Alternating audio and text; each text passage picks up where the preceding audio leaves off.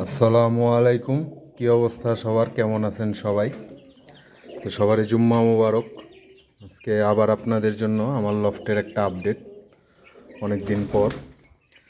তো এই কাজ করা পেয়ারটা এখানে ছিল, এরা ওই বাচ্চা আর নর্মাদি উঠানোর পরে এদের এখানে দিছি।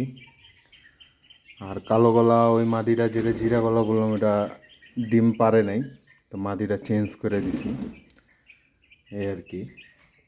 এখানে এই বাচ্চারা এই থরেরই, আর ওই হাড়ির বাচ্চারা হলো চোখ উঠছিল যে অসুস্থ বাচ্চারা, ওইটা এই উপরের এই নরের বাচ্চা আর কি।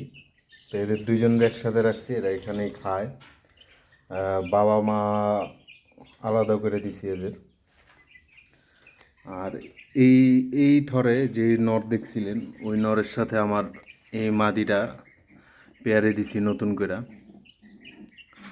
তো অবশ্যই সবাই মাশাল্লাহ বললেন,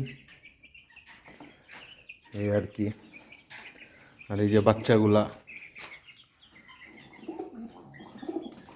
আল্লাহর রহমতে এরা বড় হয়েছে, যদিও একটা বাচ্চা ঠান্ডা লেগা মারা গেছিল।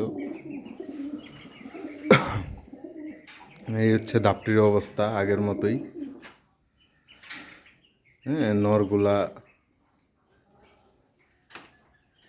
এইভাবেই আছে, মাদিগুলো এইভাবে আছে, সাথে বাচ্চা আছে। এই বাচ্চাটা রিসেন্ট সুন্দরী সবুজ গলার বাচ্চা। হ্যাঁ, এই যে একটু আগে এর বাবারই দেখাইলাম যে পেয়ার দিছি জিরা গলা মাদির সাথে। এই হচ্ছে লফটের অবস্থা। তো অবশ্যই সবাই মাশাল্লাহ বললেন, সবাই ভালো থাকেন, নিজের কবুতরের যত্ন নিন।